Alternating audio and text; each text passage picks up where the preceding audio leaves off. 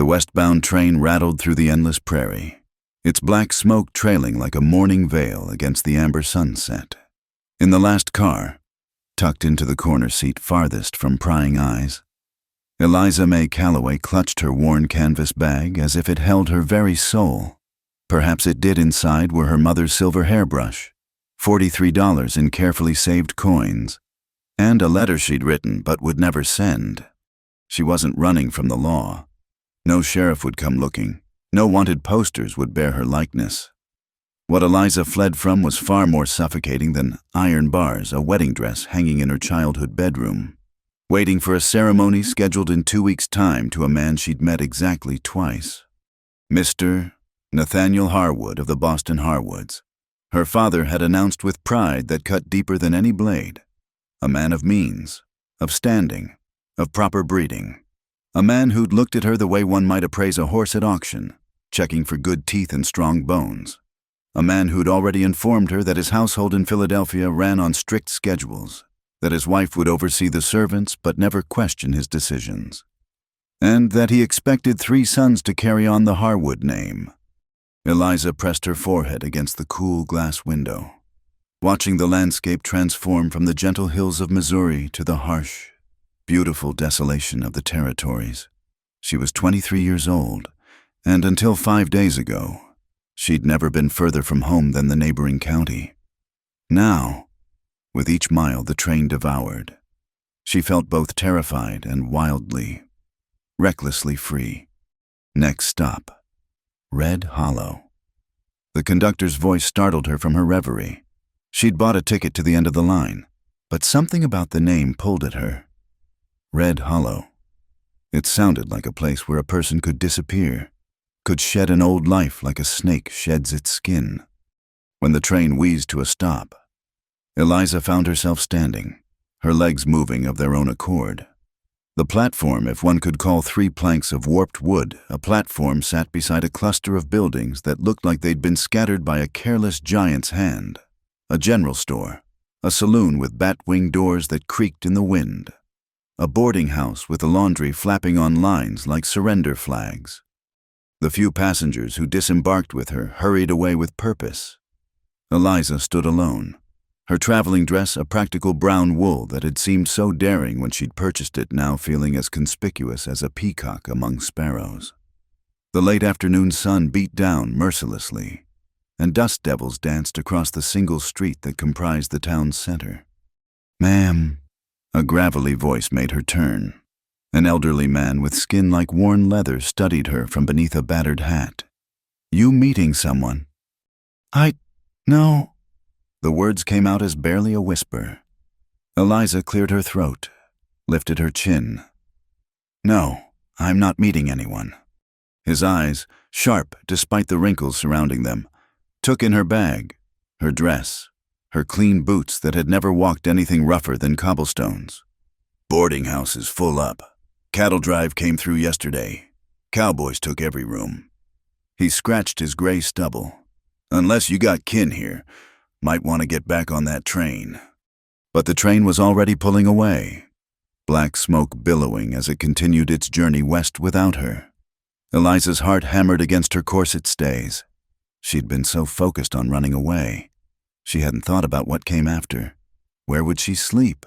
What would she eat when her money ran out? The romantic notion of freedom suddenly felt as substantial as morning mist. "There a problem here, Sam?" The new voice was deep, unhurried, like river water over stones. Eliza turned to see a man dismounting from a dust-covered horse. Everything about him spoke of the land, from his worn leather vest to the way he moved, economical and certain. His hat shadowed his face, but she could see a strong jaw roughened by several days' growth of beard, and eyes the color of winter sky. "No problem," Sam replied, spitting tobacco juice into the dirt. "Young lady here just got off the train. Was telling her about the boarding house being full."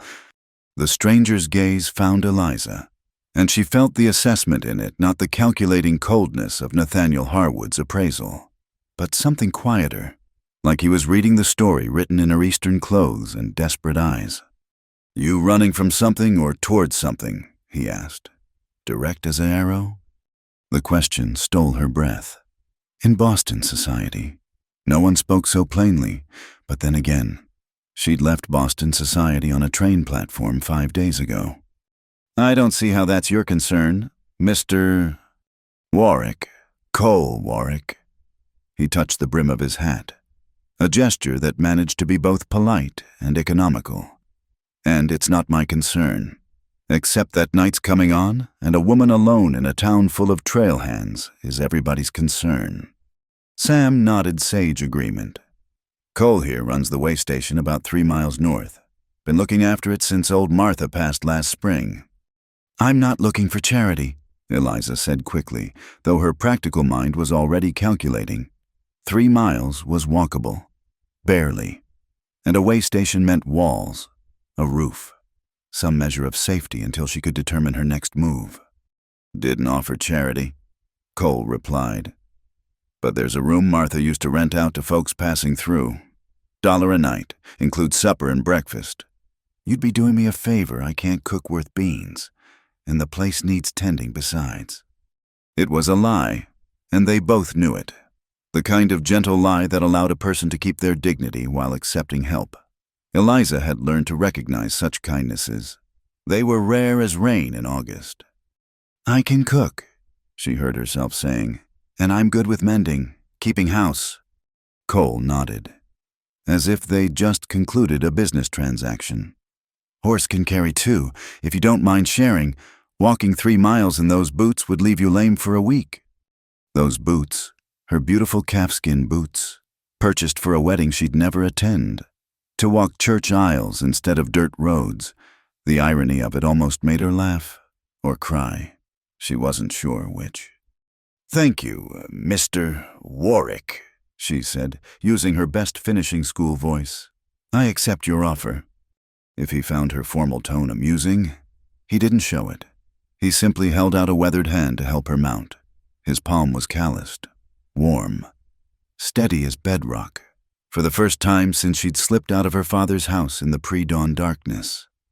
Eliza felt something loosen in her chest. The horse, a sturdy bay mare who Cole called Rosie, carried them away from Red Hollow as shadows grew long across the land. Eliza had never ridden astride, had never sat this close to a strange man, had never felt the solid warmth of another person's back against her chest as she held on. Everything about this moment should have terrified her. Instead, she watched the vast sky turn purple and gold and thought, this is what choosing feels like. What's your name? Cole asked over his shoulder. Eliza, she said, then added impulsively, just Eliza. Well, just Eliza, he said, and she could hear the hint of a smile in his voice. Welcome to nowhere. Most folks are either lost or hiding when they wash up in Red Hollow. Either way, you'll find it's a good place to figure out what comes next.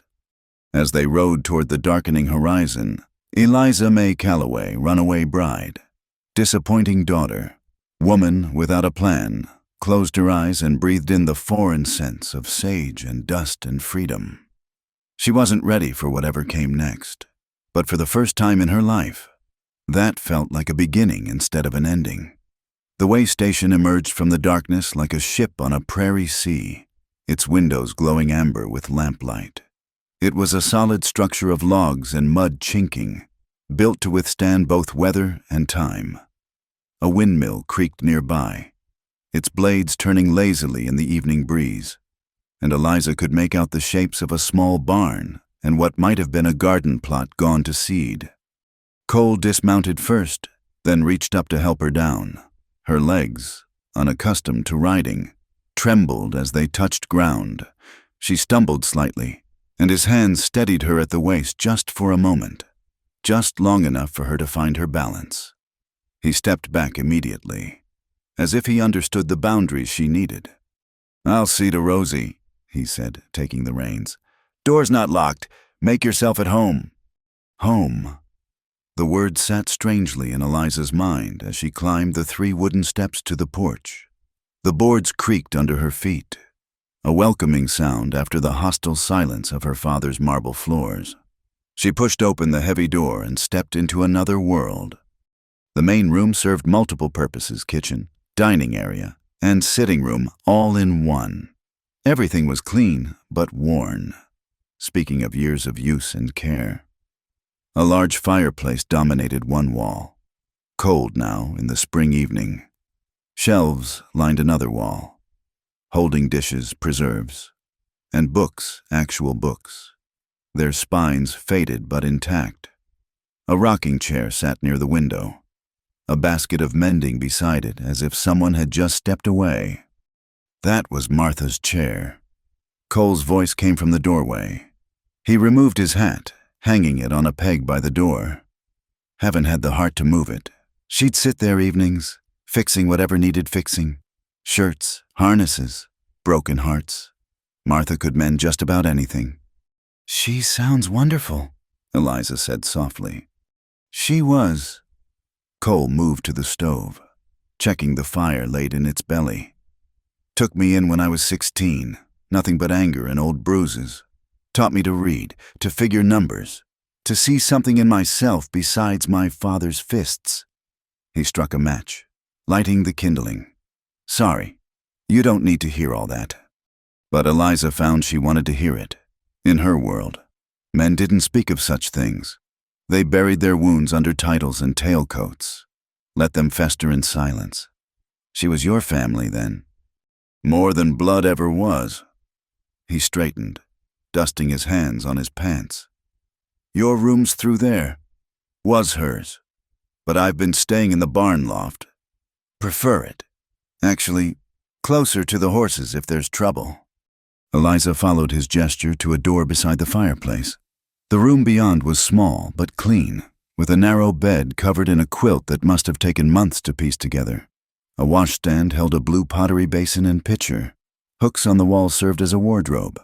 It was perhaps a tenth the size of her room in Boston, and yet it felt more like sanctuary than that gilded cage ever had. "It's perfect," she said, meaning it.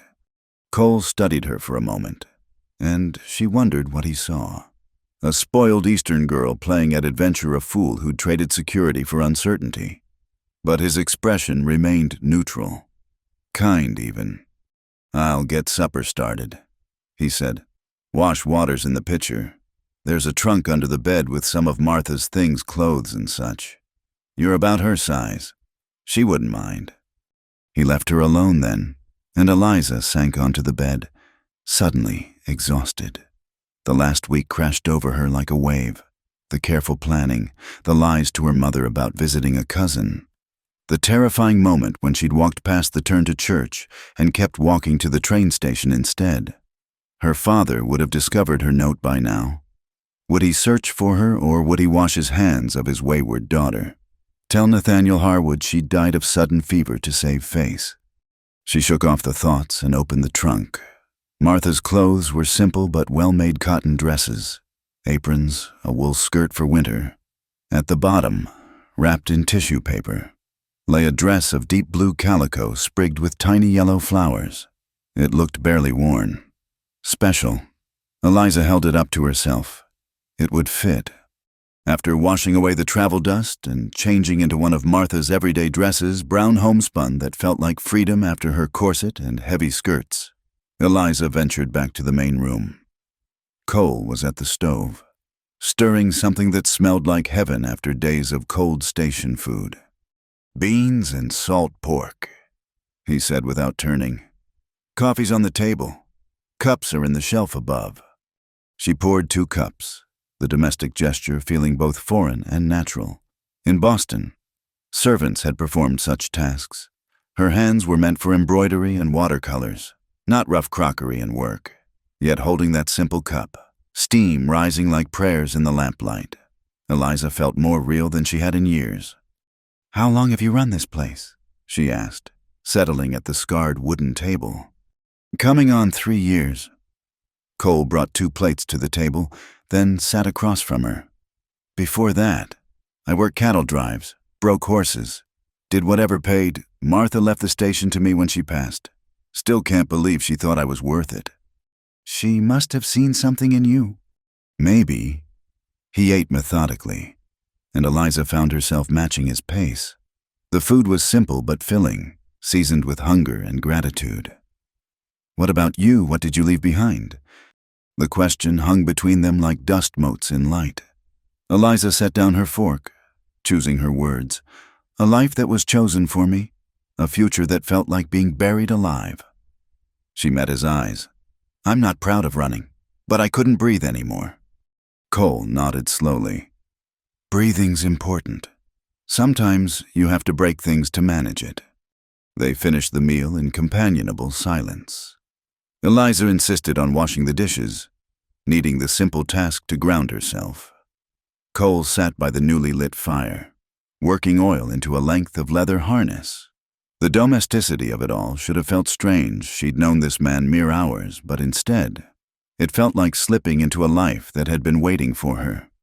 "I meant what I said about the cooking and housework," she said, drying the last plate. "I won't take charity." "Never said you would." He looked up from his work. "Station needs tending. Travelers come through regular, need feeding and beds. The garden needs replanting. Martha's chickens are half wild now, could use someone to bring them back in line. You do that. We'll call it even for room and board." "That's generous."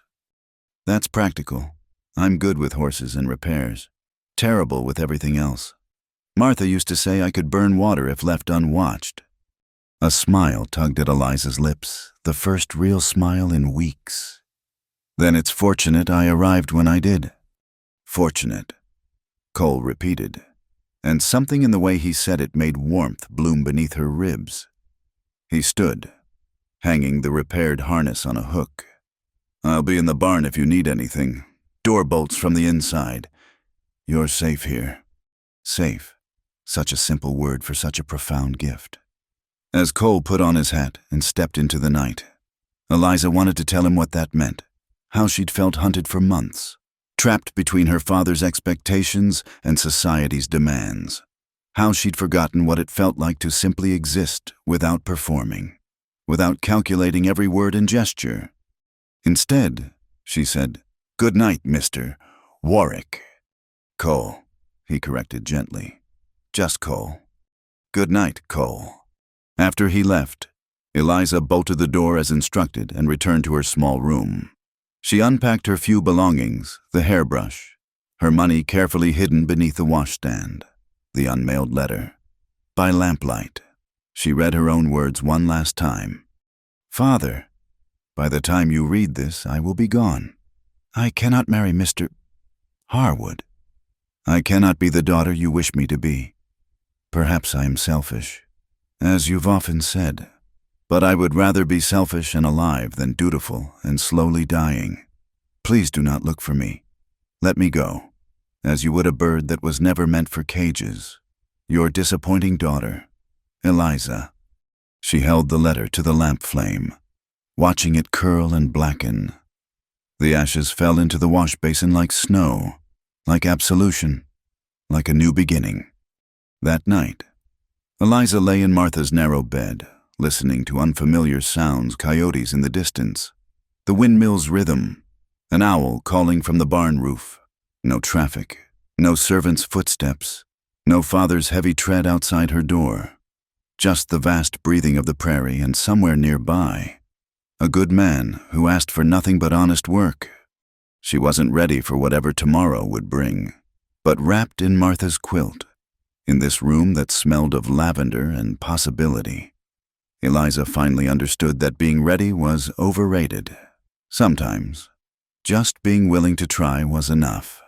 The first week passed in a rhythm Eliza had never known. She woke with the roosters, Martha's half-wild chickens that Cole had mentioned, and fell asleep to the sound of night birds. Her hands, soft from years of ladylike pursuits, developed calluses from hauling water and scrubbing floors. But with each blister that formed and healed, she felt herself becoming someone new, someone real. Cole kept his distance with careful courtesy. He came in for meals, thanked her for the food, and returned to his work. They developed an unspoken schedule. She would have breakfast ready when he returned from checking the horses, and he would handle the evening water hauling while she prepared supper. He left small kindnesses in his wake. Fresh eggs gathered before dawn so she wouldn't have to brave the temperamental rooster. Wildflowers in a jar on the kitchen table. A better broom that appeared one morning without comment. But sometimes, Eliza would catch him watching her when he thought she wasn't looking. Not with the possessive hunger she'd seen in Nathaniel Harwood's eyes, but with something closer to wonder, as if she were a deer that had wandered into his yard and might bolt at any sudden movement. The first travelers arrived on a Tuesday, a family heading west to California, their wagon loaded with dreams and determination. Eliza's heart hammered as she served them supper, certain they would see through her rough dress to the Boston society girl beneath. But the wife, Hannah Carlson, only complimented the cornbread and asked for the recipe. "You and your husband have a fine place here," Hannah said, bouncing her baby on her knee. Eliza's face burned. "Oh, we're not that, is Mr. Warwick and I aren't." "I apologize," Hannah said quickly, though her knowing smile suggested she wasn't sorry at all. "I just assumed, seeing how well you worked together." That night, after the Carlsons had bedded down in the traveler's room, Eliza found herself unable to sleep. She wrapped Martha's shawl around her shoulders and stepped onto the porch. The night sky sprawled above her, stars like spilled sugar across black velvet. In Boston, she'd never seen stars like this. "Can't sleep," Cole's voice came from the shadows. He sat on the porch steps, a cup of coffee cooling in his hands. "I'm not used to the quiet yet," she admitted, settling on the step below him, careful to maintain proper distance. "In the city, there's always noise. Here, the silence is so loud it keeps me awake." "It's not really silent," Cole said. "You just have to learn how to listen." He was right. As Eliza stilled her breathing, she began to hear it, the symphony of the prairie night, crickets and frogs, the distant yip of coyotes, the whisper of wind through grass, the creak of the windmill. It was noise of a different sort, alive and purposeful. "Mrs. Carlson thought we were married," she said, not sure why she felt compelled to share this. Cole was quiet for a long moment. "Does that bother you?" "I don't know." It was an honest answer. "A month ago, I would have been mortified. Now I don't know what I feel about anything anymore." "That's not necessarily bad," Cole said. "Sometimes you need to clear away what you thought you knew to see what's actually there." Eliza pulled the shawl tighter. "I was so certain when I left, so sure I was choosing freedom. But now I wonder if I just traded one cage for another. I'm still dependent, still hiding, still—" "You're still breathing," Cole interrupted gently. "That's what you told me you needed. The rest will come." She turned to look at him, his profile silvered by moonlight. "How can you be so sure?" "Because I've been where you are."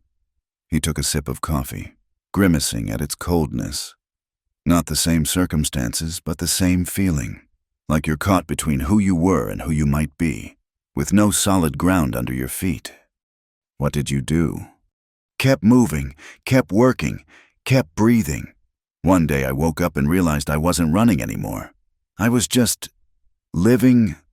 They sat in comfortable silence until the chill drove Eliza inside.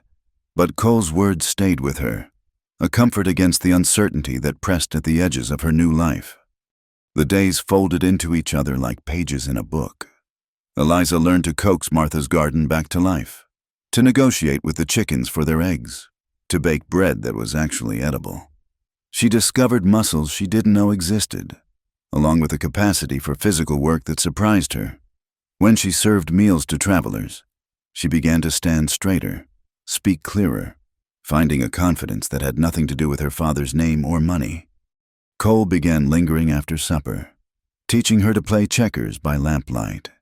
He had a dry sense of humor that emerged gradually, like sun through clouds. He told her about the horses he was training, the challenges of running the station, stories from his cattle drive days that made her laugh until her sides ached. But he never asked about her past, never pushed for more than she offered.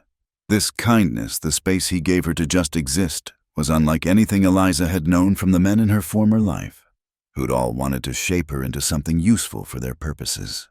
One afternoon, while hanging laundry, Eliza noticed Cole working with a young horse in the corral.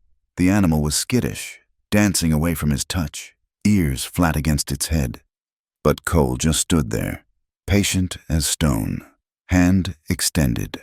He spoke too low for her to hear the words, but she could see his lips moving in a constant, soothing murmur. It took an hour, but eventually the horse stepped forward, nose touching Cole's palm. The smile that crossed his face, then pure and unguarded, made something shift in Eliza's chest. She understood suddenly that this was who he really was. Not just the quiet man who'd given her shelter, but someone who knew what it meant to be frightened and patient enough to wait for trust to grow. That evening, emboldened by the day's warmth and her own growing comfort, Eliza made Martha's special blue calico dress fit properly and wore it to serve supper. Cole's spoon stopped halfway to his mouth when he saw her. "It suits you," he said simply, but his ears reddened above his collar. It seemed a shame to leave it in the trunk. Eliza smoothed the skirt, feeling suddenly self-conscious. Martha had good taste. She did, Cole agreed, in many things. The weight of that statement hung between them. Eliza busied herself with clearing dishes, aware of his eyes following her movements.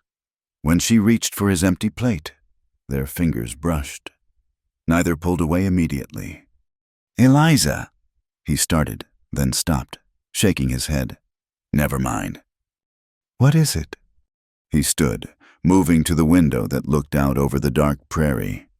"Just wondering how long you plan to stay." The question she'd been avoiding, asked so quietly it was almost lost in the crackle of the fire. How long she'd been so focused on the immediate, on learning to work, to cook, to exist in this new space that she hadn't thought beyond the next day, the next meal, the next small victory over her own inexperience. "I don't know," she admitted. "Does it matter?" "It might." He turned to face her then, and the look in his eyes made her heart skip. Not possession, not demand, just possibility. A question he wasn't quite asking, an answer she wasn't ready to give. "I'm not," she began, then stopped. What wasn't she ready willing? Sure, all of those things were true and untrue in equal measure. "I'm still finding my footing," she said finally. "I've spent my whole life being told who to be. I need to figure out who I am first." Cole nodded, something like relief crossing his features. "That's fair, more than fair." He grabbed his hat from the peg. "I'll see you in the morning." After he left, Eliza stood in the middle of the kitchen, hands pressed to her burning cheeks. She'd run from one marriage to avoid becoming property, a pretty possession to decorate a man's life. But what Cole offered: patience, space, recognition of her as a person whole and entire, was something else altogether. She thought of the horse in the corral, the extended hand, the quiet waiting. Perhaps trust wasn't something that could be forced or rushed. Perhaps it grew slowly, in small moments and daily kindnesses, until one day you stepped forward without fear. The thought terrified and thrilled her in equal measure. She wasn't ready to take that step, not yet, but standing in Martha's kitchen, wearing Martha's prettiest dress, feeling more herself than she'd ever been in Boston finery. Eliza thought maybe, just maybe, she was beginning to understand what ready might feel like. The rain had been falling for 3 days straight, turning the prairie into a sea of mud and keeping travelers away. It drummed against the roof in a steady rhythm that Eliza had grown to find comforting. She sat at the kitchen table, mending one of Cole's shirts by lamplight, when he came in from the barn, soaked to the skin. "River's rising," he said, water dripping from his hat brim. "Move the horses to higher ground just in case." Eliza set aside her sewing and poured him hot coffee from the pot she'd kept warm. "You're shivering. Sit by the fire." "I'm fine," he said automatically, but accepted the coffee with grateful hands. "You're stubborn," she countered, already moving to fetch a dry blanket from the trunk. "Martha wouldn't have let you stand there dripping all over her clean floor." A smile ghosted across his face. "No, she wouldn't have." He accepted the blanket, wrapping it around his shoulders. She'd have scolded me proper, then made me drink some awful concoction to ward off the chill. I could manage the scolding, Eliza said, returning to her mending. But I haven't learned her medicinal recipes yet. They sat in companionable silence, the storm creating a barrier between them and the outside world. It felt like being held in a warm pocket of safety, just the two of them in the firelight and the rain. Tell me about Boston, Cole said suddenly. Eliza's needle stilled. In all these weeks, he'd never asked directly about her past. What do you want to know? Anything, everything. What was it like, growing up there?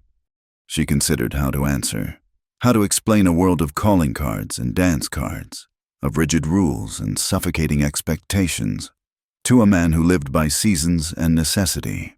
Lonely, she said finally. I had everything: beautiful dresses, a fine house, an education, but I was lonely. Every word had to be measured, every action calculated. I could never just be. That why you ran? Part of it? She resumed her sewing, finding it easier to talk while her hands were busy.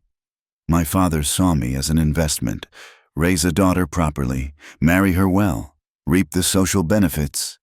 When Mr. Harwood, she stumbled over the name, when he offered for me, Father saw dollar signs and business connections. He never asked if I wanted it. Did you ever try to tell him? Eliza laughed, but there was no humor in it. Once, the night the engagement was announced, I went to his study, tried to explain that I didn't love Mr. Harwood, that I barely knew him. Father said love was a luxury for the poor, that I'd learned to be content. Cole made a sound low in his throat, something between anger and sympathy. The worst part, Eliza continued, was that everyone told me how lucky I was. Such a good match. They said, so handsome, so established. I'd have a fine house in Philadelphia, servants, status, everything a woman could want. She set down the shirt, her hands trembling slightly.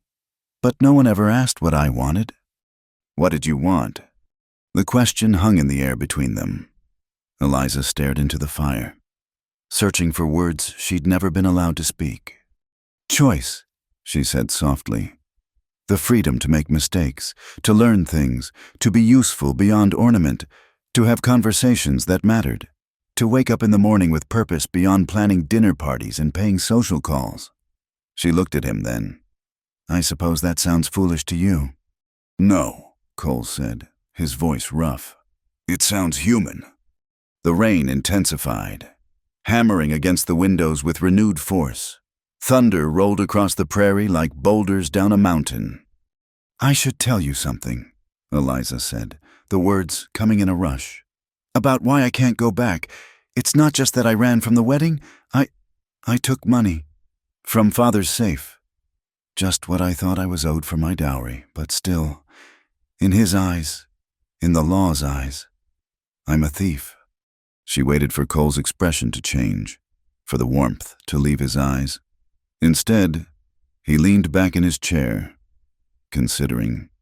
Seems to me a dowry's meant to secure a woman's future. He said, you just chose a different future than the one he picked out. The law might not see it that way. Maybe not, but the law and what's right don't always match up. He stood, hanging the blanket on a peg to dry. You're not the first person to come to the territories with a complicated past. Eliza won't be the last. What matters is who you choose to be going forward. Relief flooded through her so fast it made her dizzy. And if someone comes looking, then we'll deal with it. He said it simply, like stating the weather. But this is a big country, and Red Hollow's barely a dot on most maps. Your father strikes me as a practical man. Might be he'll cut his losses rather than chase shadows across the prairie. Eliza wanted to believe that, but she knew her father's pride. Still, sitting here with the storm raging outside and Cole's steady presence across from her, the fear that had dogged her steps for weeks seemed less substantial. Thank you, she said, for listening, for not judging. Nothing to judge. You wanted to breathe. That's not a crime, even if some folks try to make it one.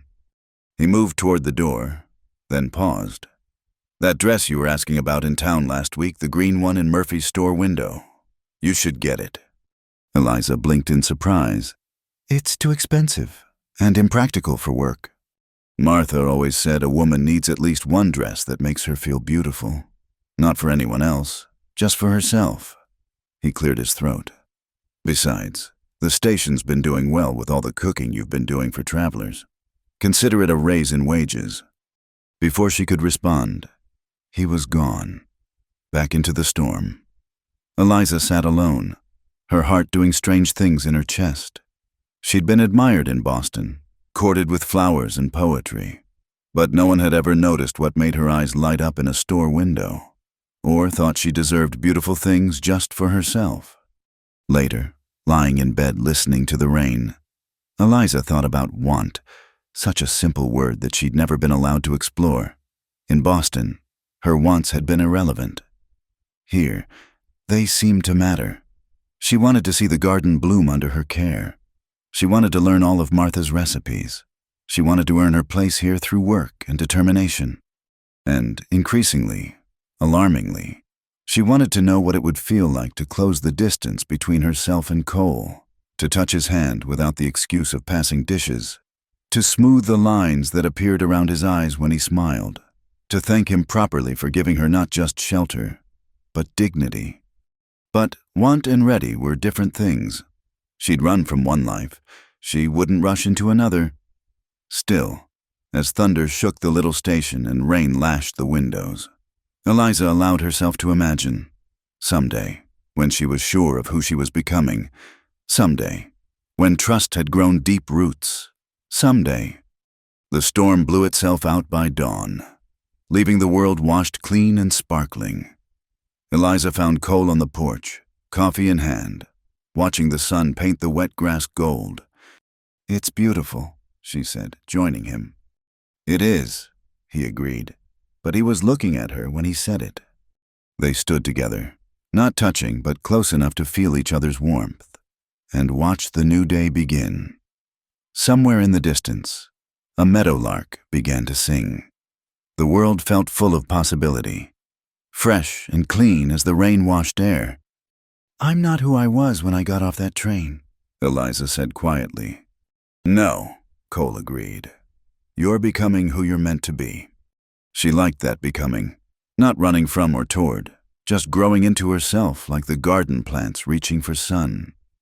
It would take time, this becoming, but standing here with Cole, with the prairie stretching endless before them and the station solid at their backs, Eliza thought she might finally be in the right place to try. Summer arrived with a vengeance, turning the prairie golden brown and filling the air with a drone of insects.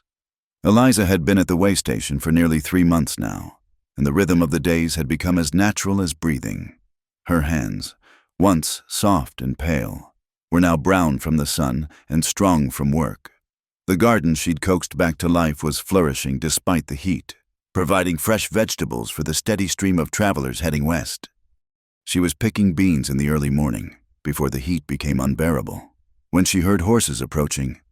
Multiple horses, moving fast. Her heart jumped. Travelers didn't usually push their animals so hard unless something was wrong. Cole emerged from the barn, his hand resting casually near his hip where Eliza knew he kept a revolver. His relaxed posture didn't fool her. She'd learned to read the subtle tension in his shoulders that meant he was ready for trouble. 3 riders came into view, and Eliza's blood turned to ice water. She recognized the lead rider's ramrod posture, the expensive cut of his coat despite the trail dust. Nathaniel Harwood had found her. Stay here, Cole murmured as he walked past her toward the approaching riders. But Eliza found herself following, her legs moving of their own accord. She wouldn't hide. Not anymore. Nathaniel dismounted with the fluid grace of an experienced rider, his eyes finding Eliza immediately. Those eyes, cold gray like winter slate, traveled over her simple dress, her sun-darkened skin, her work-roughened hands. His lip curled slightly. Eliza, Your father has been beside himself with worry. Mr. Harwood. She was proud that her voice didn't shake. I'm surprised Father troubled you to come all this way. Did you think you could simply disappear, that your obligations would vanish because you had a fit of nerves? He stepped closer, and Cole shifted slightly, a subtle movement that nonetheless placed him between them. Don't believe we've met, Cole said mildly. This is private property, friend. Nathaniel's gaze flicked dismissively over Cole. I'm Nathaniel Harwood of Philadelphia. I've come to retrieve my fiancé. Former fiancé, Eliza corrected, finding strength in Cole's solid presence. I released you from any obligation when I left. You had no right to release anything. The contracts were signed. Your father gave his word. My father's word isn't mine to keep or break. Eliza interrupted. I'm not property to be contracted away. Nathaniel's face flushed. You're being hysterical. The journey has clearly affected your judgment. Come back with me now, and we'll say no more about it.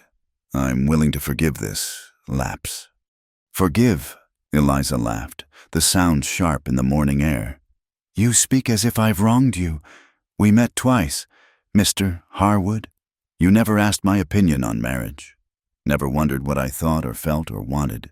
You negotiated with my father as if I were a horse you were purchasing. Ladies of good breeding don't need opinions on such matters. Their fathers... The lady said no. Cole's voice cut through Nathaniel's words like a blade through silk. Seems clear enough to me. Nathaniel's attention fixed on Cole properly for the first time, taking in the calloused hands, the sun-weathered face, the protective stance. His eyes narrowed. And what exactly is your interest here? Found yourself a rich runaway? Have you hoping to profit from her situation? Cole smiled, but it didn't reach his eyes. Mister, you're about 10 seconds away from learning why that's the wrong question to ask. Is that a threat? It's a kindness. See, Eliza here has been working this station honest as anyone. She's earned her place with sweat and skill, which is more than I suspect you've ever done. Now, she's told you plain she doesn't want to go with you. In these parts, we respect a person's choices. One of Nathaniel's companions, a hired man by the look of him, shifted restlessly. Mr. Harwood, maybe we should... Quiet, Nathaniel snapped. He turned back to Eliza. You've shamed your family, destroyed your reputation. For what, to play house with some frontier roughneck? Heat flooded Eliza's cheeks, but before she could speak, Cole stepped forward. His movement was unhurried, but somehow menacing. I'm going to give you one chance to apologize to the lady for that remark. Apologize to a woman who broke her word, who stole from her own father. I took only what was meant for my dowry, Eliza said, money that was supposed to secure my future.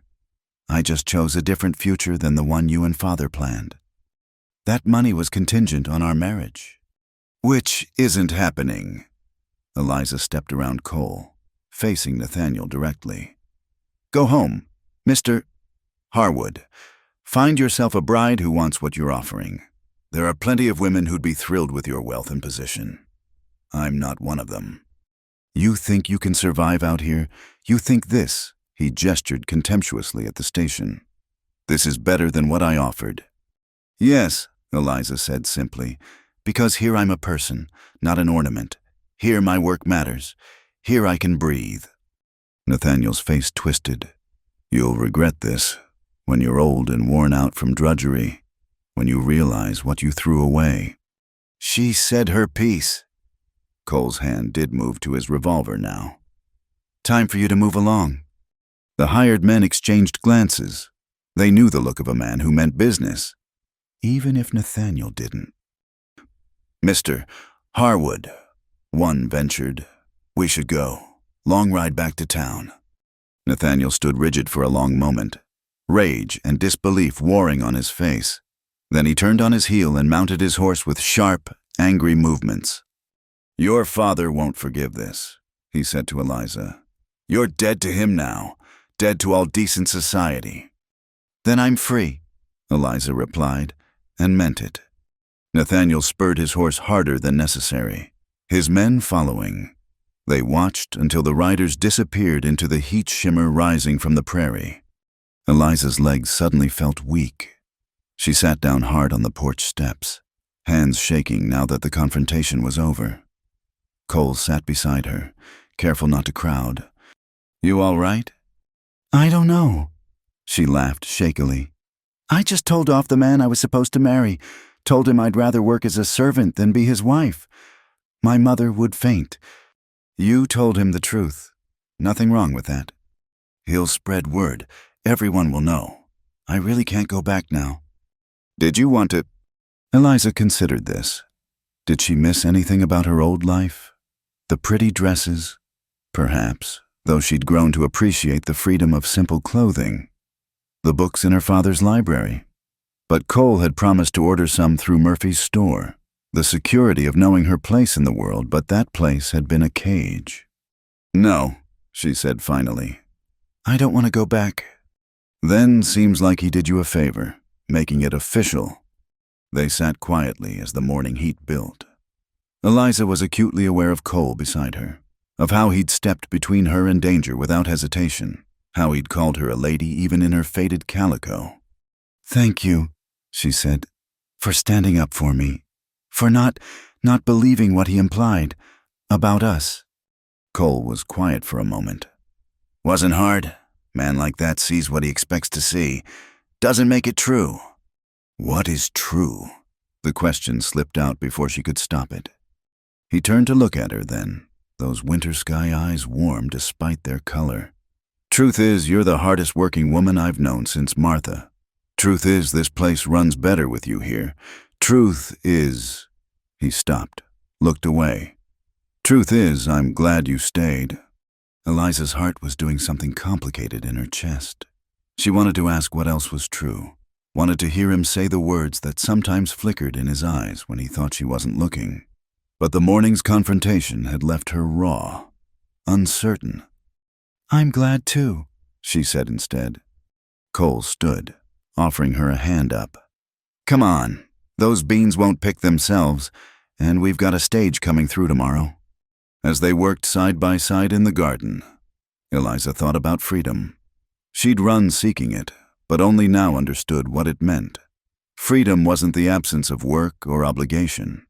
It was the right to choose your own work, your own obligations. It was Cole asking her opinion about which vegetables to plant for fall. It was keeping her own earnings from the travelers she fed. It was standing in the sun with the dirt under her nails and knowing she'd earned her place here. That evening, as they sat down to supper, Cole cleared his throat. "About what Harwood said, about you and me. I want you to know I don't expect—" "I know," Eliza said softly. "You've been nothing but honorable." "It's not about honor," he said, meeting her eyes. "It's about respect. You came here to find yourself, not to trade one man's expectations for another's. I won't be like him, pushing for what you're not ready to give." The words hung between them, full of promise and patience.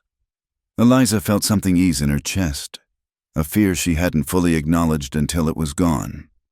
"What if someday I am ready?" she asked, brave in the lamplight. "What then?" Cole's smile was slow and warm as sunrise. "Then I'll be here, same as always." It wasn't a declaration of love. It wasn't a proposal. It was better than both. It was understanding. It was space to grow. It was the promise of possibility without the weight of demand. That night, Eliza lay in bed thinking about the day. She'd faced her past and chosen her present. She'd stood her ground and found solid earth beneath her feet. Tomorrow would bring new challenges, travelers to feed, work to do, a life to build. But for the first time since stepping off that train, she felt truly, completely free. Word traveled fast on the frontier. Within 2 weeks of Nathaniel's visit, everyone in Red Hollow knew about the runaway Boston lady working at Cole's station. Eliza braced herself for judgment, for the whispered conversations and cold shoulders she'd have received back east. Instead, she found something unexpected acceptance. "Heard you sent that fancy man packing. Mrs. Murphy said when Eliza came to town for supplies. The shopkeeper's wife, a formidable woman who'd buried 2 husbands and raised 6 children alone, nodded approvingly. Good for you. Man who can't take no for an answer isn't worth having. Even gruff old Sam from the saloon tipped his hat when he saw her. Takes guts to start over, he said simply. Martha would have liked you. The knowledge that she'd been fully claimed by this rough little community warmed Eliza more than any society acceptance ever had. These people judged her by her work, her character, her contributions, not her bloodline or bank account. But the confrontation with Nathaniel had shifted something between her and Cole, too. There was a new awareness in the air, careful and tentative as spring frost. They still worked together seamlessly, still shared quiet evenings by the fire, but now their accidental touches lingered a heartbeat longer. Their glances held weight. One evening, a week after Nathaniel's visit, Eliza was teaching Cole to darn socks properly when a woman arrived at the station.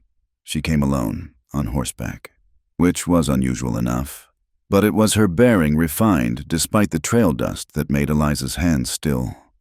I'm looking for Miss Eliza Calloway, the woman said, dismounting with practiced ease. Eliza's heart hammered, but she stood straight. I'm Eliza. The woman studied her with sharp hazel eyes, then smiled. I'm Catherine Harwood, Nathaniel's sister. Cole tensed beside Eliza, but Catherine raised a peaceful hand. I'm not here to cause trouble. Quite the opposite. She looked tired beneath her composed exterior. Might I trouble you for some water? It's been a long ride from town. 20 minutes later, they sat around the kitchen table, Eliza, Cole, and this unexpected visitor who carried herself with the same Eastern polish Eliza had abandoned. I came to thank you, Catherine said, surprising them both, and to apologize for my brother's behavior. Thank me, Eliza couldn't hide her shock. You did what I never had the courage to do. Catherine's fingers traced the rim of her coffee cup. I was engaged once, to a man I actually loved, imagine that. But he was a school teacher. No fortune, no connections, father forbade it. And I let him. I married who they told me to marry. He died 3 years later, left me a widow at 25. I'm sorry, Eliza said softly. Don't be. I'm free now. In my way. But I wanted to see the woman who had the strength to say no from the beginning. She looked between Eliza and Cole, a knowing smile playing at her lips. I see you found something worth saying yes to instead.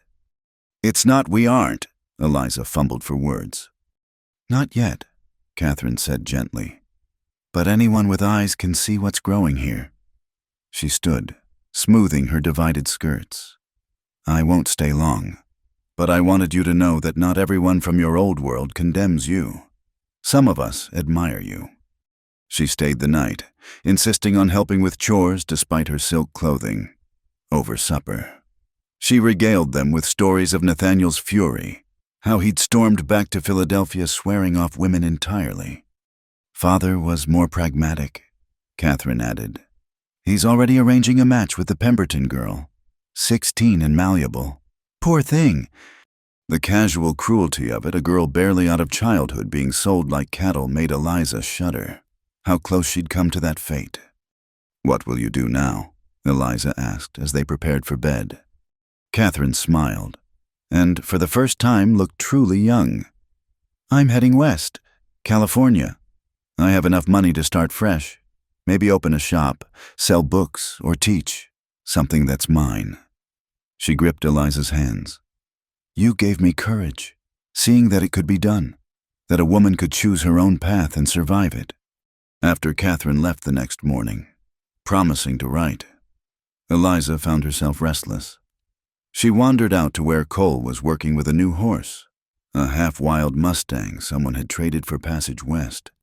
She was right, you know, Cole said without looking up from the horse. About courage. I wasn't brave. I was desperate. Sometimes they're the same thing. He turned to face her then. Eliza, I need to say something. and I need you to let me finish before you answer." Her heart jumped into her throat. "All right. When you came here, you were running from something. I understood that, respected it, gave you space to figure out who you were when no one was trying to shape you into something else." He took a deep breath. "But I think maybe I gave too much space. Been so careful not to pressure you that I never said what's been growing in me since the day you told that rooster off for pecking your skirts." Despite her nerves, Eliza laughed at the memory. Her first week, when she'd still been afraid of the chickens. "I love you," Cole said simply. "Not the idea of you. Not what you represent or what you could do for me. You, the woman who burns biscuits when she's distracted but makes the best apple pie in 3 counties? Who talks to the vegetables like they're children and stands up to men twice her size without flinching? Who chose hard work over easy comfort because she wanted to earn her place in the world?" Eliza's eyes burned with unshed tears. No one had ever seen her so clearly, valued her so truly. "I'm not asking for anything you're not ready to give," Cole continued. "If you need more time, I'll wait. If you decide you want to move on, find your own California like Catherine. I'll help you pack, but I couldn't let another day pass without telling you the truth. You deserve that much." The morning sun cast long shadows across the corral. Somewhere a mockingbird ran through its repertoire of stolen songs. Eliza looked at this man who'd offered her shelter without conditions, respect without ownership, love without cage. "Do you remember," she said slowly, "that first night when you asked if I was running from something or toward something?" "I remember." "I thought I was running from, but maybe I was running toward after all. Toward this place. Toward the person I could become here." She stepped closer, close enough to see the hope flickering in his eyes. "Towards you, Eliza." "I'm not finished." She smiled through her tears. "You say you love me for who I am, but you helped me become her. Every time you trusted me with real work. Every time you asked my opinion. Every time you looked at me and saw a person instead of a pretty ornament, you helped me find myself." She reached up, touched his face with fingers that trembled only slightly. "I love you too, Cole Warwick. Not because you saved me, I saved myself, but because you gave me the space to do it." He caught her hand, pressed it against his cheek. "So what happens now?" "Now," Eliza considered. "Now we finish training that horse. We prepare for the stage coming through tomorrow. We plant the fall garden." She smiled. "We do what we've been doing, but without pretending our hearts aren't involved. That's all. For now, I've learned not to rush important things." She stood on her toes, kissed his cheek, a promise of more to come. "But Cole, when I'm ready, truly ready, I'll let you know." "I'll be here," he said, just as he had before. "I'll always be here." They stood together in the morning light, hands clasped, hearts full. Not an ending, but a beginning. Not a rush to the altar, but a slow, steady building of something real and lasting. That evening, as they worked side by side preparing supper for a family of travelers, Eliza caught their youngest daughter watching her with curious eyes. "Are you married to the man who takes care of the horses?" the girl asked with a child's directness. "Not yet," Eliza said, meeting Cole's eyes across the kitchen. "But someday." The smile he gave her, then full of patience and promise and quiet joy, told her everything she needed to know. She was home. Not just in this place, but in this life she'd built, this love she'd chosen, this future she'd claimed with her own strong hands. The little girl nodded sagely. "My mama says the best things are worth waiting for." "Your mama's right." Eliza agreed, serving up stew with hands that no longer shook, in a kitchen that was truly hers, beside a man who loved her for exactly who she'd become. Outside, the prairie wind sang through the grass, and the setting sun painted the sky in shades of hope. Somewhere to the west, Catherine Harwood was chasing her own dreams. Back east, a young girl named Pemberton was about to learn what Eliza already knew, that cages came in many forms, even gilded ones. But here, in this simple way station on the edge of forever, Eliza Calloway had found what she'd been looking for all along, the freedom to choose her own happiness, and the courage to wait until she was ready to claim it. The town square of Red Hollow had never seen such a gathering. Word had spread like wildfire through the territory Eliza Calloway. The runaway Boston lady who'd captured Cole Warwick's heart was finally cornered by her past. But this time, it wasn't just one man who'd come calling. It was a whole delegation. Eliza stood in front of Murphy's store, her chin raised despite the trembling in her hands. Cole stood beside her, solid as the mountains. While what seemed like half the town had mysteriously found reasons to be in the square that morning. Before them sat Nathaniel Harwood atop his expensive horse, but he wasn't alone. Two other men flanked him, one a marshal by his badge, the other a well-dressed gentleman who could only be a lawyer. Miss Calloway. The lawyer began, unrolling a document with theatrical flair. I am Theodore Blackstone, representing your father's interests. You stand accused of theft, specifically the removal of $800 from your father's safe. Gasps rippled through the crowd. $800 was more than most families saw in 2 years. That money was my dowry, Eliza said clearly, her voice carrying across the square. Set aside for my marriage. For your marriage to Mr. Harwood, Blackstone interrupted, which you abandoned, rendering the contract null and void. A contract I never signed, Eliza shot back. An arrangement made without my consent or consultation. Mrs. Murphy stepped forward from the crowd. Now hold on just a minute. You're telling me this girl's own father is having her arrested for taking her own dowry. The money was contingent upon the marriage. The money was for my future security. Eliza interrupted, finding strength in the supportive faces around her. I simply chose a different future. Nathaniel leaned forward in his saddle, his gray eyes cold. You've had your adventure. Eliza, you've proved whatever point you thought you were making. Now it's time to face consequences. Come back with us willingly, and Father might be persuaded to drop the charges. In exchange for what? Cole asked quietly, but his voice carried menace. In exchange for fulfilling her obligations, Nathaniel said. The marriage contract still stands. I'm still willing.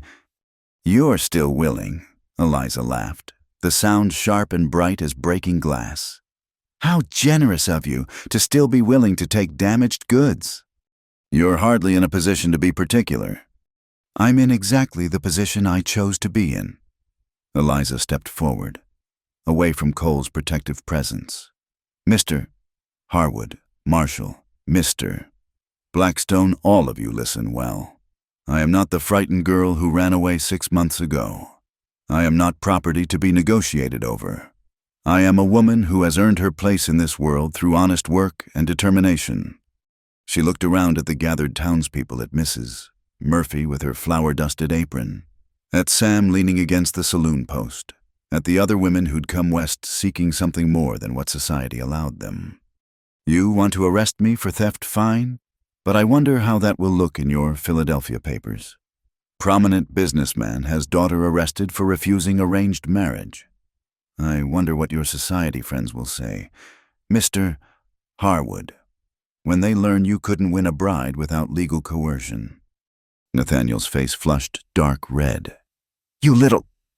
Careful, Cole warned, his hand moving to his hip. Several other men in the crowd shifted similarly. The marshal noticed, his eyes scanning the situation with new wariness. Furthermore, Eliza continued, her voice gaining strength. I have a counterproposal. I will return every cent of that $800 not because I owe it, but because I want nothing from a man who would sell his daughter like livestock. I've saved nearly half already from my work here. Give me 6 months, and you'll have it all. Preposterous, Blackstone blustered. The law doesn't work on promises. The law doesn't work at all out here if the people don't support it, Sam called out from his spot by the saloon. And I don't see anyone here supporting carpetbaggers trying to drag off one of our own. A murmur of agreement ran through the crowd. The marshal shifted uncomfortably in his saddle. He was outnumbered 20-1, and frontier justice had its own rules. "She's not one of you," Nathaniel spat. "She's a Calloway of Boston. She belongs—" "I belong where I choose to belong," Eliza said firmly. "And I choose here. I choose the life I've built with my own hands. I choose the people who judge me by my character, not my bloodline. I choose—" Her voice softened as she looked at Cole. "I choose love freely given over obligation coldly demanded." Catherine Harwood emerged from the crowd then, having arrived on the morning stage.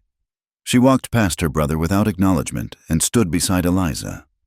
"If you arrest her," Catherine said calmly, "I'll testify about Father's business practices, about the young women he's helped find positions in his factories, about Mother's mysterious death when she threatened to leave him." She smiled coldly at her brother's shocked face. "Did you think I didn't know? Did you think I kept quiet all these years out of ignorance?" The lawyer paled. The marshal looked like he wanted to be anywhere else. Nathaniel's mouth opened and closed like a landed fish. "Here's what's going to happen," Cole said into the silence. "You're going to get on those horses and ride out of here. You're going to tell Mr. Calloway that his daughter died of fever on the frontier, tragic loss, deepest sympathies, and you're never going to darken our door again. You can't threaten." "I'm not threatening." Cole's voice was calm as deep water. "I'm explaining the situation. See, Eliza's not alone anymore. She's got me. She's got this town. And apparently, she's got your sister too. Push this, and things will get uncomfortable for everyone." The marshal cleared his throat. "Mr. Blackstone, Mr. Harwood, I don't think we have grounds for arrest here. The young ladies offered restitution. Seems fair to me." "Fair," Nathaniel's voice cracked. "She humiliated me. She told you no." "Mrs." Murphy interrupted. "That's not a crime, much as men like you might wish it were." The crowd laughed, and something in Nathaniel seemed to break. His shoulders slumped, the fight going out of him like air from a punctured bellows. "This isn't over," he said weakly. "Yes, it is." Eliza's voice was gentle now, almost pitying. "Go home, Nathaniel. Find a woman who wants what you're offering. Build a life based on mutual respect, not ownership. Be happy." For a moment, something almost human flickered in his eyes. Then the mask of cold propriety slammed back down. Without another word, he wheeled his horse around. The lawyer and marshal followed, eager to be away from this unexpected defeat. As the dust of their departure settled, the crowd erupted in cheers. Eliza found herself embraced by woman after woman, all of them understanding exactly what she just won, not just her freedom, but the right to define herself. "Well," Catherine said, smiling despite the tears on her cheeks, "that was even better than I imagined it would be." "You came back," Eliza said wonderingly. "I got as far as Denver and realized I couldn't let you face them alone. We runaway women need to stick together." Cole's arm came around Eliza's shoulders, solid and warm and real. "You all right?" "I'm free," she said, leaning into him. "Truly free. No more looking over my shoulder. No more wondering when the past would catch up." "What about the money? $800 is—" "We'll manage it," Eliza said firmly. "The station's doing well. I've got my sewing work. 6 months is enough time." "You won't do it alone." "Mrs." Murphy declared, "I've got mending that needs doing, and I'll pay fair wages for it." "My boarding house could use a cook 2 nights a week," another woman added. One by one, the townspeople offered work, support, solidarity. By the time the impromptu gathering broke up, Eliza had enough promised employment to pay back the money in 4 months, not 6. That evening, as she and Cole sat on their porch watching the sunset, Eliza felt something settle deep in her bones, the fear that had lived in her chest for months, the constant waiting for this confrontation was gone. "I meant what I said," she murmured, "about choosing love freely given." Cole's hand found hers. "I know." I'm ready now. The words came out in a rush. To stop waiting, to stop being careful. I'm ready to choose this life completely. With you. If you'll... He kissed her then, cutting off her words with an answer that needed no voice. When they finally parted, both breathless, he rested his forehead against hers. Eliza Calloway, he said softly, will you marry me? Not because anyone expects it, not for security or propriety, but because I love you and want to build a life with you. Yes, she said simply. Yes to all of it. Yes to you. They were married 3 days later in the same town square where she'd made her stand. Catherine stood as her witness. Mrs. Murphy played the organ, and it seemed the entire territory turned out to celebrate. It wasn't the society wedding her father had planned. With its guest lists and negotiations, it was better, it was chosen, earned, real. As they danced that evening in the decorated barn, Cole whispered in her ear, "No regrets?" Eliza looked around at Catherine laughing with the blacksmith's son, at the townspeople who'd become family, at the stars visible through the barn's open doors. She thought of the girl she'd been, stepping off that train in fear and desperation. That girl could never have imagined this joy, this certainty, this love. "No regrets," she said firmly. "Only gratitude. For the courage to run, the strength to stay, and the wisdom to know when I was ready." Cole spun her around, and her laughter rang out like bells in the prairie night. She was no longer running from or toward anything. She was simply where she belonged, with the person she'd chosen, living the life she'd built with her own 2 hands. And it was enough, more than enough. It was everything. The fever came on sudden as a summer storm. One moment Eliza was hanging laundry in the crisp autumn air. The next she was swaying on her feet, the world tilting at strange angles. The wet sheet slipped from her numb fingers, falling into the dirt. "Eliza?" Cole's voice seemed to come from very far away. She tried to answer, but her tongue felt thick, useless. The last thing she remembered was his arms catching her before she hit the ground. What followed was a blur of heat and chills, of twisted dreams where she was back in Boston, trapped in her wedding dress while Nathaniel and her father circled her like wolves. She called out for Cole, but in the dream, he couldn't hear her through the glass walls of her prison.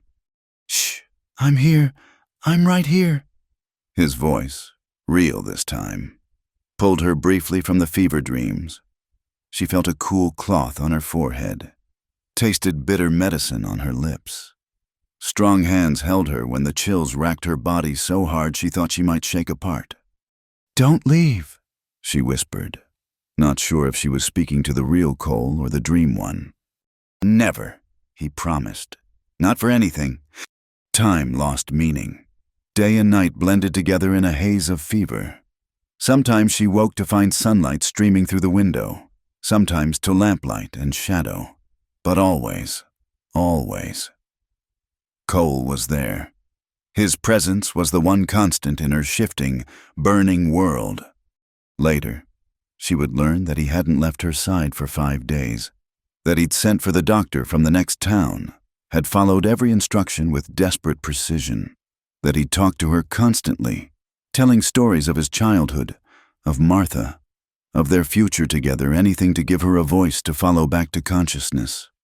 "Scared me," was all he said when she finally woke, truly woke, to find him hollow-eyed and unshaven beside her bed.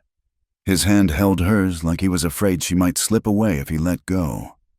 "Takes more than a fever to get rid of me," she managed, her voice hoarse. "I'm too stubborn." Thank God for that. He pressed her hand to his cheek, and she felt the wetness there. Cole Warwick, who had faced down Nathaniel Harwood without flinching, had been brought to tears by her illness. "The station," she said, suddenly worried. "The travelers." "Catherine's been helping. She stayed after the wedding, said she wanted to learn the business before heading west. Been a godsend." He smoothed her hair back from her face. "Don't worry about any of that. Just rest." But resting was hard when her body felt weak as a newborn foal's. The simplest tasks, sitting up, holding a cup, exhausted her, for someone who had prided herself on hard work and independence. The helplessness was almost worse than the illness itself. "I hate this," she confessed one afternoon as Cole helped her back into bed after a brief walk to the porch. "I hate being useless." "You're not useless. You're healing." He sat beside her, taking her hand. "Eliza, do you remember what I told you that first night about how Martha took me in?" She nodded, settling against the pillows. "I didn't tell you the whole truth. Wasn't just bruises she was healing. I'd caught fever too, working myself near to death on a cattle drive because I didn't think I deserved rest. Martha nursed me through it, same as I've been doing for you. Know what she told me when I complained about being a burden?" Eliza shook her head. "She said strength isn't about never needing help. It's about being wise enough to accept it when offered, and gracious enough to offer it in return when you're able." He squeezed her hand. "You've given so much since you came here. Let us give back to you now." The us warmed her heart. It wasn't just Cole caring for her missus. Murphy sent soup. Other townswomen took turns sitting with her so Cole could tend the horses. Even gruff Sam had sent a bottle of what he swore was medicinal whiskey. "I'm not used to it," Eliza admitted. "Being cared for without price. In my father's house, every kindness had conditions attached." "No conditions here," Cole said firmly. "Just love." As the days passed and her strength slowly returned, Eliza found herself watching Cole with new eyes. She'd known he was gentle beneath his quiet exterior, but seeing him anticipate her needs, adjust her pillows without being asked, prepare simple meals with careful attention, it revealed depth she hadn't fully appreciated. "You'd make a good father," she said one evening, the words slipping out before she could stop them. Cole's hand stilled on the plate he was drying. "You think so?" "I know so." She felt her cheeks warm, but pressed on. "The way you are with the young traveler's children, how patient you were teaching the Morrison boy to rope last month. You have a gift." He was quiet for a long moment. Then, "Martha always said I should have a family, said it would suit me, but I never thought—" He turned to face her. "Never thought I'd find someone I'd want to build that with, until you." The weight of that statement, the future it implied, should have frightened her. 6 months ago, it would have sent her running, but now, weak from fever but strong in certainty, Eliza found herself smiling. "Someday," she said softly, "when we're ready, when the station's more secure and—" "Whenever you want," Cole interrupted. "Or never, if that's what you choose. I meant what I said before. I love you for you, not for what you might give me."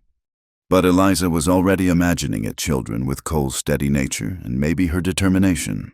Playing in the yard she'd coaxed back to life, teaching a daughter to stand tall and speak true, teaching a son that gentleness was its own kind of strength. "I want it," she said. "Not yet, but yes, I want to build a family with you. One based on choice and love, not duty and expectation." Cole crossed the room, sat carefully on the bed beside her, and kissed her forehead. "Then we will, in our own time, our own way." Catherine knocked then, bearing another pot of misses. Murphy's soup and gossip from town. She'd extended her stay to help during Eliza's illness, but both women knew it was more than that. Catherine had found her own healing here, her own purpose. "I've been thinking," Catherine said as they ate, "about what you said at the confrontation, about women needing to stick together. There are so many of us out here, women who've run from something or towards something. What if we formalized it somehow? A boarding house specifically for women starting over." Eliza's eyes lit up despite her exhaustion. "A safe place to land while they find their feet." "Exactly. I have the money to buy a building. And between your experience and mine—" Catherine trailed off, looking uncertain. "Is it too ambitious?" "It's perfect," Cole said quietly. Both women turned to him in surprise. This territory's full of women needing exactly that, and you two understanding what it's like to rebuild a life who better. They talked late into the evening, planning and dreaming. By the time Catherine left, they had the beginnings of a real plan, a place where women like Eliza had been could find shelter without shame, work without judgment, and time to discover who they were when no one was trying to shape them into something else. That night, as Cole helped Eliza settle for sleep, she caught his hand. "Thank you for saving my life." "You saved your own life the day you got on that train," he said. "I just kept it safe for a while." "No." She pulled him down to sit beside her. "I mean it. In my fever dreams, I was back there, back in that life, and the only thing that pulled me through was knowing you were here, waiting. You anchored me to the life I chose." "Eliza," his voice was rough with emotion. "I'm not ready to lose this. Any of it." The words came out fierce despite her weakness. "Not you, not our life here, not the future we're building. So thank you for keeping watch while I couldn't. Thank you for being my anchor." He gathered her carefully in his arms, mindful of her fragility. "Always," he murmured against her hair. "I'll always keep watch. That's what love does. It stands guard when the other can't stand at all." Outside, the first winter winds were beginning to blow down from the mountains. But inside the little station, warmed by fire and love and plans for the future, Eliza felt only peace. She'd been tested by illness as surely as she'd been tested by confrontation. And just as before, she'd survived not through her own strength alone, but through the strength of the life she'd built, the community she'd found, the love she'd chosen. Tomorrow she would be a little stronger. Next week, stronger still. And someday soon, she'd be back to full strength, ready to help other women find what she'd found the courage to choose, the strength to stay, and the wisdom to accept love when it was offered freely, without condition or cage. But tonight, held safe in Cole's arms while winter knocked at the windows, Eliza simply breathed in and out, steady and sure, and knew herself blessed beyond measure. The morning light had just begun to creep across the bedroom floor when Eliza opened her eyes. For a moment, she lay still, listening to Cole's steady breathing beside her, feeling the solid warmth of his presence. 6 months had passed since their wedding, 3 months since her illness, and still she sometimes woke with wonder that this life was real. "I can hear you thinking," Cole murmured without opening his eyes. "How do you do that?" "Your breathing changes." He pulled her closer. "What's on your mind?" Before she could answer, a wave of nausea rolled through her. She pressed a hand to her stomach, willing it to settle, but the feeling only intensified. With a muttered apology, she fled to the basin. When the sickness passed, she found Cole beside her with a damp cloth and concerned eyes. "That's the 3rd morning this week." "I know." She accepted the cloth gratefully, pressing it to her flushed face. "I didn't want to say anything until I was sure." Understanding dawned in his eyes, followed quickly by a mix of joy and worry. "Eliza, are you, "I think so." She managed a shaky smile. "Catherine brought the doctor's wife to see me yesterday while you were in town. She says all the signs point to it." Cole's hands framed her face with infinite gentleness. "A baby. Are you happy?" The question came out small, uncertain. They'd talked about children someday, but someday had seemed safely distant. "Happy?" He kissed her forehead, her cheeks, her lips. "Eliza, I don't have words. Are you happy?" She thought about it, really thought about it. The timing wasn't ideal. They were still establishing themselves, still paying back the money she'd promised her father. But the idea of a child, their child, growing inside her filled her with a fierce protectiveness she'd never experienced. "Yes," she said firmly. "Scared but happy." "Then that's all that matters." He helped her to her feet, steadying her when the room tilted slightly. "Back to bed. I'll bring you some crackers and tea. Mrs. Morrison swore by them when she was carrying her youngest." As Eliza settled back against the pillows, she watched Cole move around their small kitchen with new eyes. He was already adjusting, already caring for her and their unborn child with the same quiet competence he brought to everything. "We'll need to expand the house," she said. "Add a room." Already thinking about it, he brought her the promised crackers and weak tea. Might build on the east side, catch the morning sun. Baby should have plenty of light. "You've thought about this before." A slight flush colored his weathered cheeks. "Maybe once or twice, when I'd see you with the traveler's children, so natural with them, made a man dream." Eliza nibbled a cracker, pleased to find her stomach accepting it. "What else did you dream?" Cole sat on the edge of the bed, his hand finding hers. "Teaching a son to ride, maybe, or watching a daughter wrap you around her little finger the way you've done to me. Either way, seeing you hold our baby, knowing we made something good together." "We already have," Eliza said softly. "This life, this place, now we're just adding to it." Word spread through Red Hollow like wildfire, as news always did in small towns. Within a week, Eliza found herself overwhelmed with advice, hand-sewn baby clothes, and offers of help. Mrs. Murphy appointed herself unofficial guardian of Eliza's health, appearing daily with strengthening broths and stern lectures about taking proper rest. "You're not in Boston anymore," the older woman said firmly. "Out here, babies come when they come, and we women look after each other. You'll have plenty of hands to help when your time comes." Catherine, who had delayed her California plans to help establish the women's boarding house, was equally excited. "I'll be an aunt," she declared, "not by blood, but by choice. Which is better?" Even Sam from the saloon carved a wooden rattle, presenting it gruffly with the caveat that it was nothing special, just something to keep the little one quiet. But as winter deepened and Eliza's condition became more apparent, new worries crept in. The nearest doctor was a day's ride away. What if something went wrong? What if the baby came early? During a snowstorm? "We'll manage," Cole assured her one night as they lay listening to wind howl around the station. "Women have been having babies out here since the first wagon crossed the mountains. Mrs. Morrison's delivered half the babies in the county. Says she'll come stay when your time gets close." "I'm not afraid of the pain," Eliza said quietly.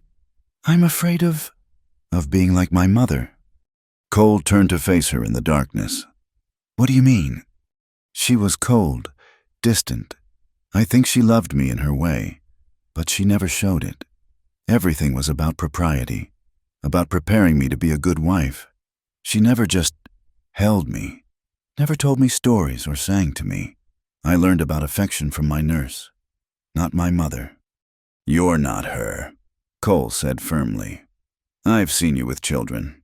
You get down on their level, listen to them like what they're saying matters. You'll be a wonderful mother." "How can you be sure?" "Because you know what it's like to be lonely in a crowded room. You know what it's like to hunger for real connection. You won't let our child feel that way." His faith in her was humbling. Eliza pressed closer to him, drawing strength from his certainty. "Promise me something. If I start to become like her, cold, distant, more concerned with rules than love, promise you'll tell me." "I promise. But Eliza, you couldn't be cold if you tried. It's not in your nature." As the weeks passed and winter gave way to early spring, Eliza found a new rhythm. She still worked, but Cole and Catherine took on the heavier tasks. She spent more time sewing tiny clothes, preparing the room Cole had built with help from neighbors, and writing in the journal she'd started. "For the baby," she explained when Cole found her writing one evening. "So they'll know their story, how their parents found each other, chose each other, how wanted they are." One afternoon, as she sat on the porch enjoying the weak spring sunshine, a familiar figure appeared on the horizon. Her heart clenched with old fear before she recognized the rider, not Nathaniel or her father, but Catherine's lawyer from Denver. "Mrs. Warwick," he said, tipping his hat. "I have news that might interest you." "Over coffee and Eliza's fresh bread," he explained. Your father has officially declared you dead, filed the paperwork last month. As far as Boston society is concerned, Eliza Calloway perished of fever on the frontier. Eliza's hand went to her rounded belly. Dead! It means you're free, the lawyer continued. No more looking over your shoulder. No legal claims on you or any children you might have. After he left, Eliza sat quietly, processing this final severance from her old life. She thought she might feel sad, but all she felt was relief. Eliza Calloway was dead. Long live Eliza Warwick, station keeper's wife, soon-to-be mother, free woman. You all right? Cole asked, finding her still on the porch as shadows grew long. I'm free, she said wonderingly. Truly, completely free. Our child will never have to carry the weight of the Calloway name or expectations. They'll have better, Cole said, sitting beside her.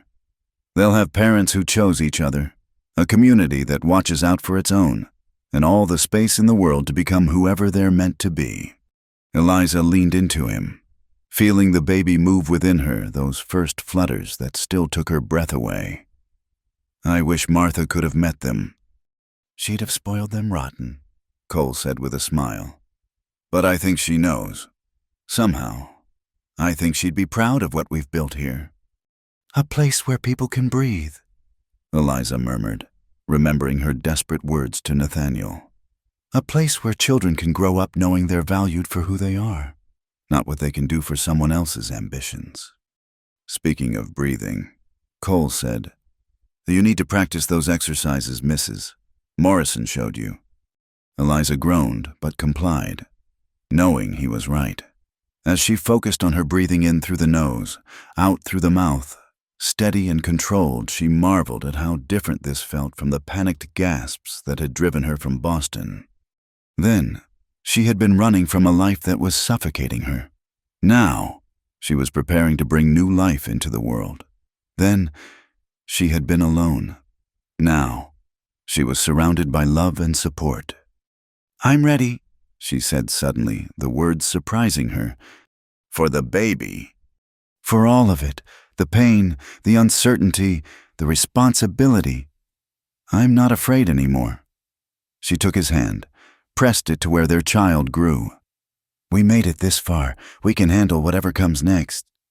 Cole's smile was proud and tender. Yes, we can, together. As night fell over the prairie, they sat together in the quiet peace of their porch, hands linked, hearts full. Inside the station, a cradle waited, carved by Cole's patient hands. Around them, a community stood ready to welcome the newest member. And within Eliza, a new life grew, not just the baby, but the final flowering of the woman she'd become. She'd run, seeking the right to breathe. Now, she was ready to teach another soul to do the same freely, deeply, without fear or reservation. It was the greatest gift she could imagine giving, and the truest measure of how far she'd come.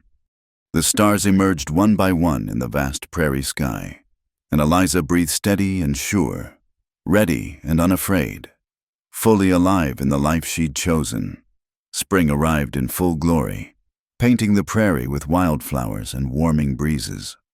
Eliza stood in the garden she'd planted a year ago, her hand resting on her swollen belly, watching the vegetables push through the dark soil.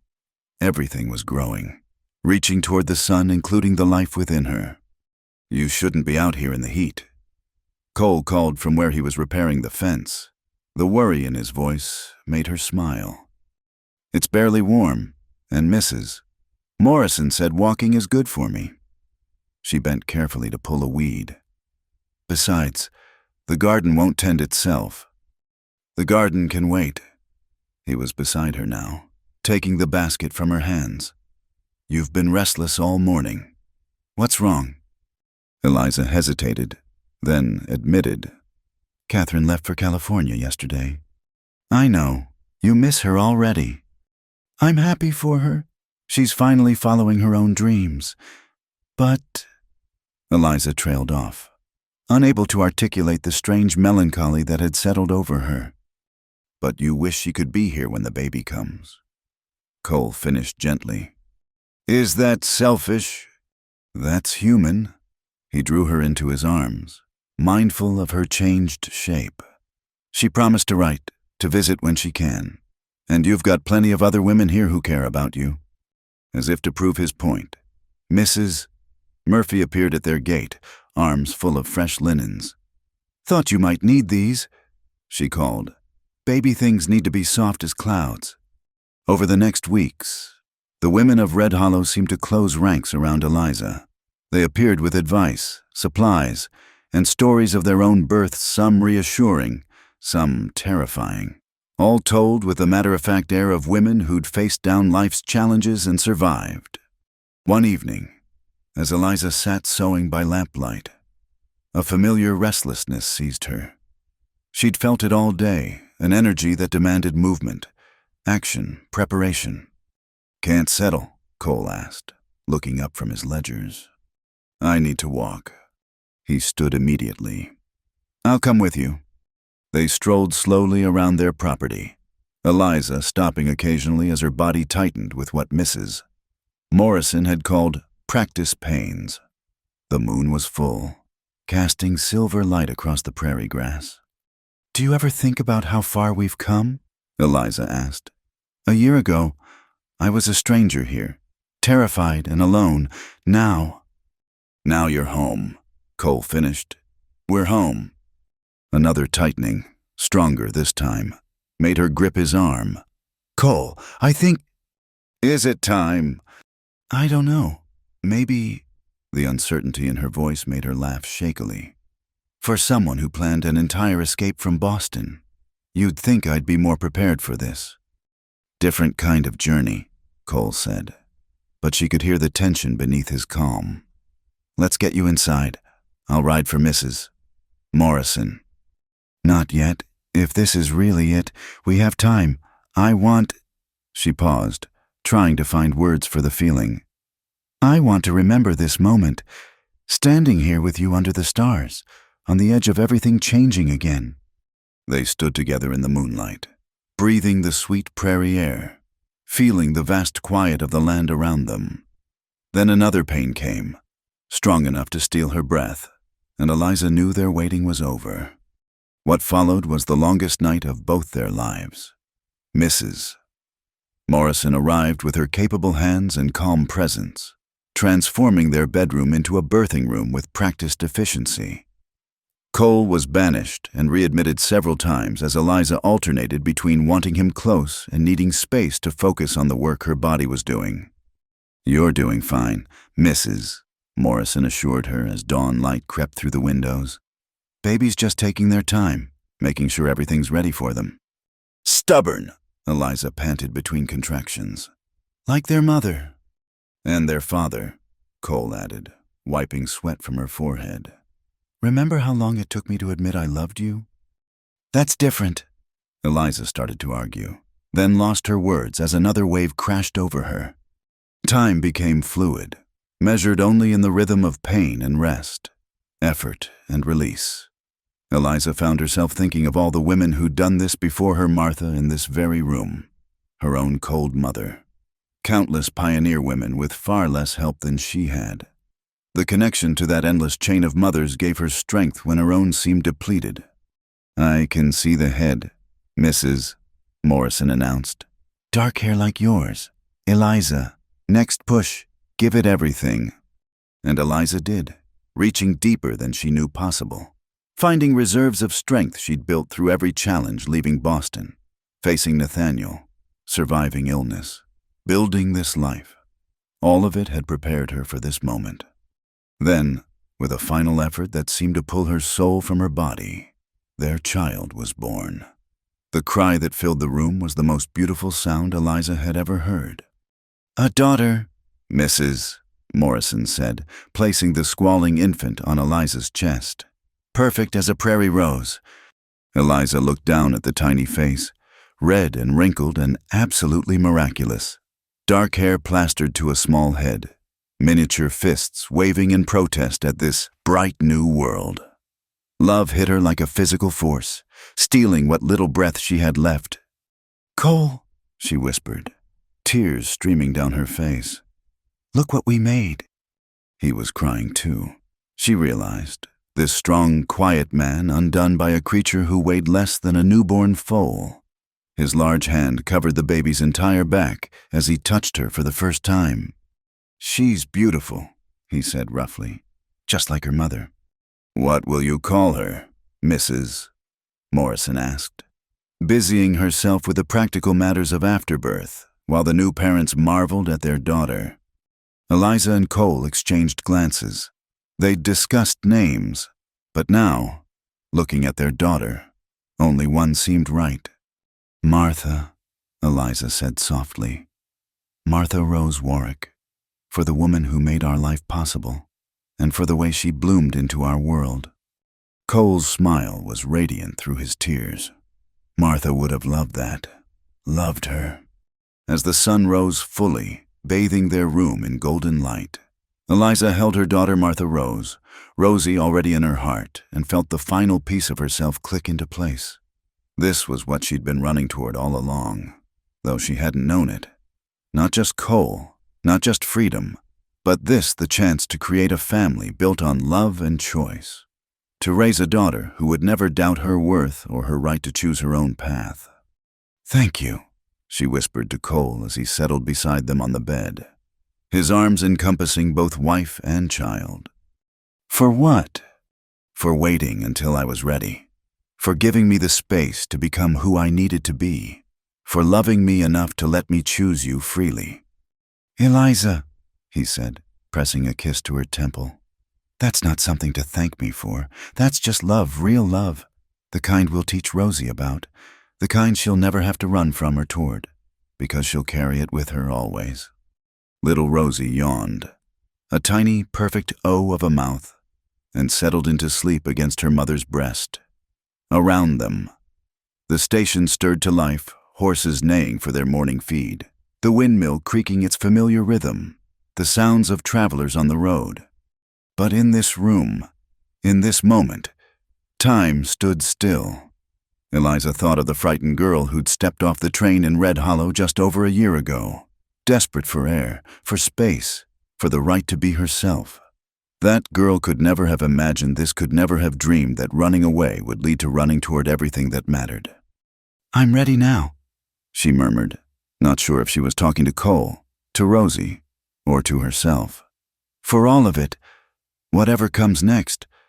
Cole's hand found hers, careful not to disturb their sleeping daughter. "Together," he said simply.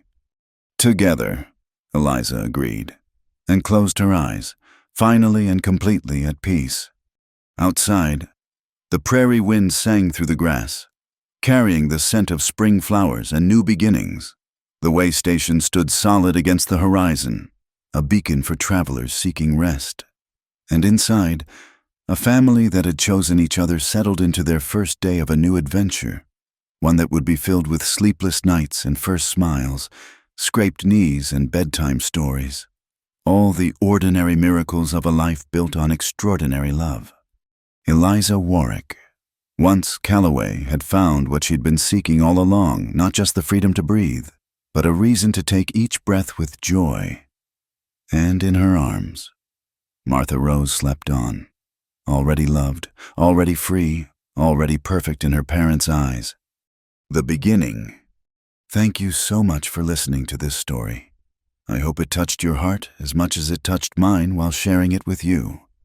I'd love to know where in the world you're listening from. Please leave a comment below, and let's connect over our shared love of these tales from the Old West. If you enjoyed this story, please subscribe to Wild West Stories 1850 and hit that like button. And if you really want to help more people discover these heartfelt stories, please consider hitting the hype button. Your support means the world to me and helps these tales of courage, love, and freedom reach even more listeners.